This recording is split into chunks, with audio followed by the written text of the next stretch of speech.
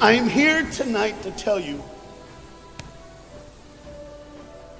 about a father who loved his son and a son who loved his dad. The way this story is going to unfold for you is a little bit different because I want to bring it to now.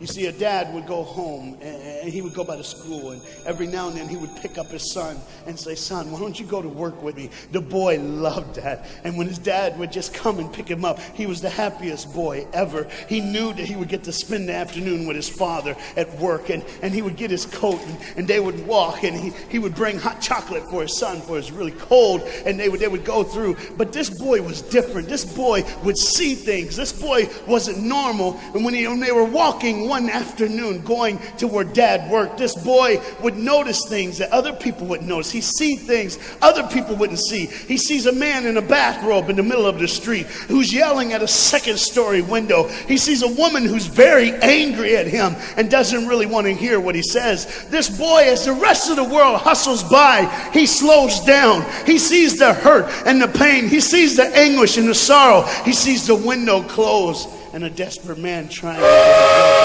What he did doesn't matter. That he hurting is all that matters. And this boy would see these things. His father rushes and gets him by the hand and says, "Let's go. Be late." He would stop and look one more time. Can I stop his pain? Can I stop her hurt?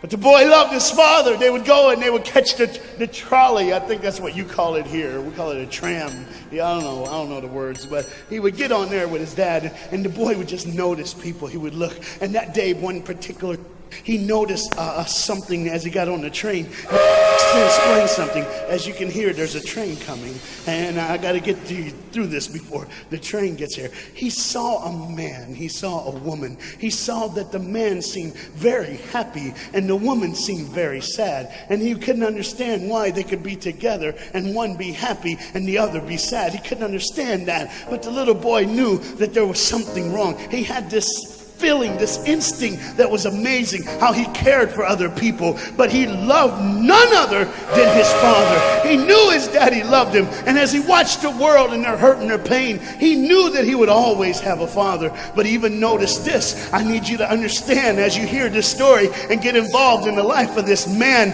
and his son, I need you to notice that there's no mom.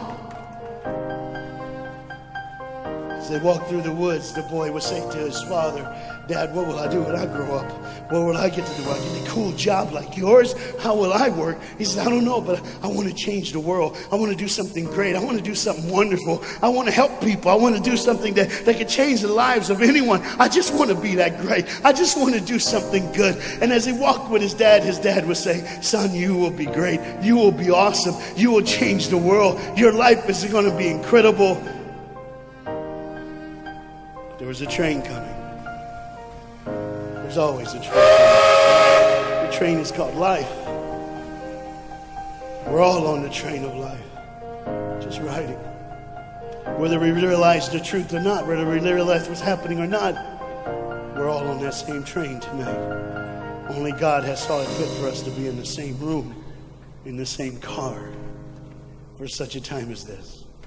When they get to the edge of the train track, he could see where his father worked. You see the bridge? That's what his dad did. You see, the bridge was very, very important. Boats needed to come to the harbor to get off their goods so they could make money. But trains were coming with people going from one town to the next. Not many cars in Europe, so they couldn't use a lot of that. So many people, not enough roads, so everybody used that train to get from the town to town to get to work and to get home.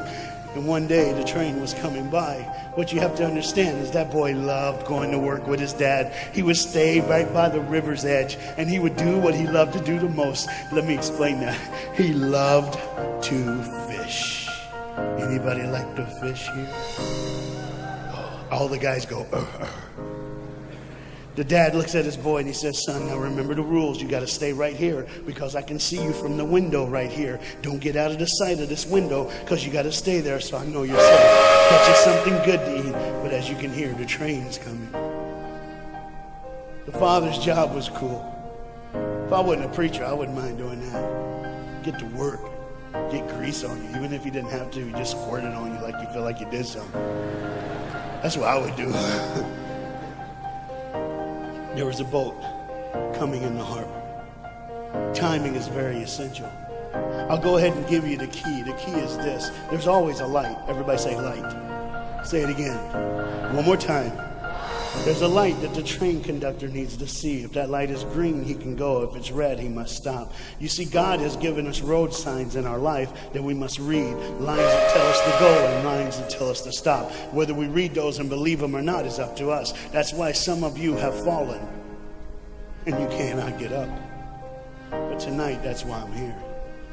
The boat needed to come through, so he called, and the man said, okay, I got time. It's a long time before the train should come. So he pulls the lever, as you just saw, and the big, huge steel bridge, the gears started turning. They started cranking the steam. All of a sudden, gears are moving, and that big, huge bridge is just starting to go up. As it rises higher and higher, he has to watch and make sure everything's set, everything's good, everything's fine. As he looks out the window, he can see everything, but the dad, being a good dad, keeps one eye on his work, but the other eye on his baby. One eye on the world, but the other eye on his children. You think God doesn't know where you are? He keeps one eye on his world and one eye on his child. No matter what you've done or where you've been, it's one eye on the world, but the other eye's on you. He's watched you and he's kept you. Even though your train is coming down the track, he understands that. And even though sometimes, I don't want to get ahead of myself.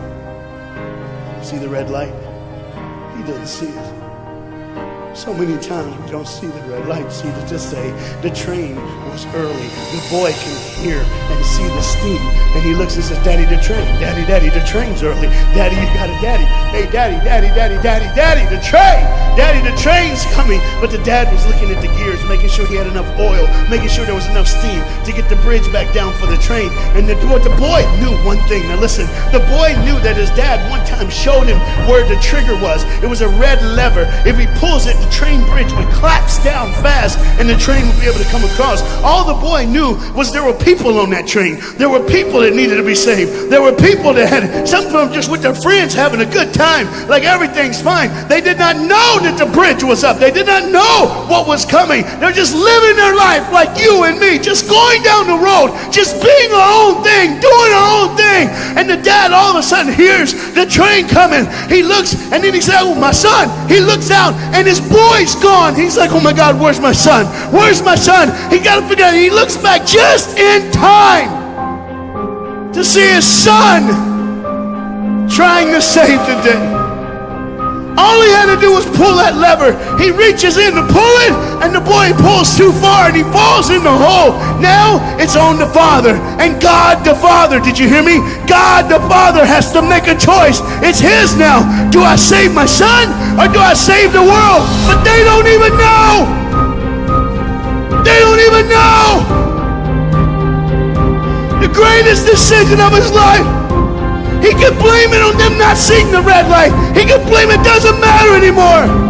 Pull the lever, save the world. Leave it up, save your son. For God so loved the world that he gave his only son.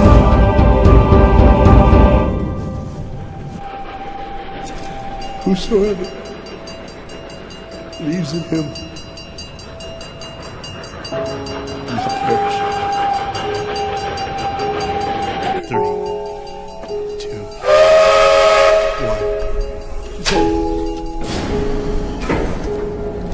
1. And they didn't even know. They never would know.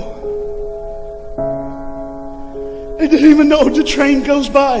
It's fine. Everything's cool. The bridge is down. Just like always. It's always going to be down. Are you hearing me tonight?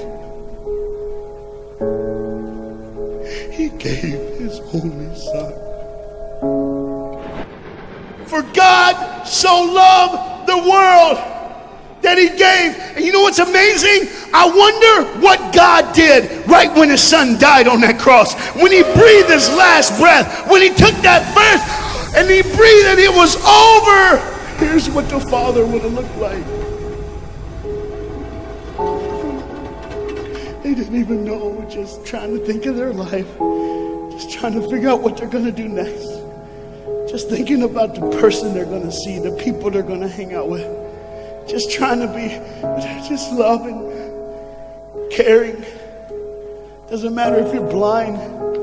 Doesn't matter if you're putting on a little more makeup, trying to look pretty for somebody, or just wearing another mask. It doesn't matter. God gave his son for you. What will I do when I grow up? Where will I go when I grow up? Oh, we gotta change.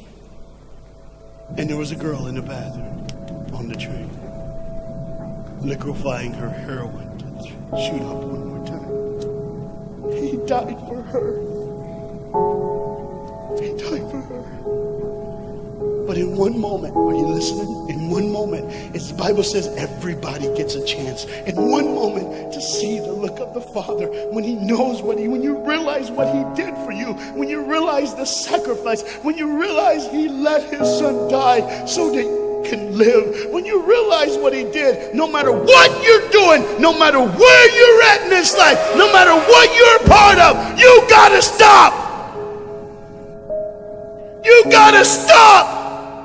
Even if it's for 1 second, and think, my God, he did it for me. He did it for me. And I pray to God you drop what you're doing. Drop what you're doing. With all the pain and the hurt and the sorrow in the world, he did it for you. That's why you're so quiet. You see, the train's coming. The train's coming.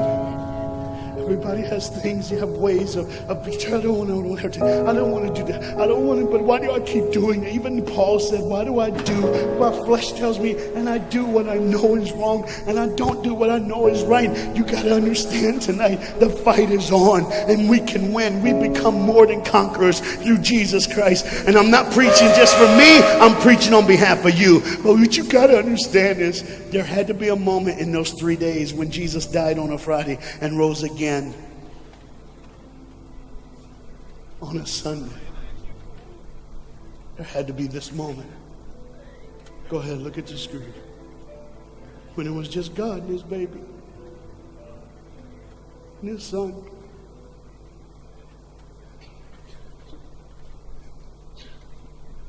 Every sin that's ever been committed in this earth is rolling through your mind right now. I'm here to tell you that as the sun sets in the afternoon, the sun will rise again. And when the sun rises again, you cannot change your past, but you can change your future. You see, it's always a different day. One day someone lives, the next day they die, the next day you wake up and you're still living. You're like, why am I going to live? Why does this have to be my turn? Why can't I? You can just preach. I could have stopped, but I need you to see the whole picture here.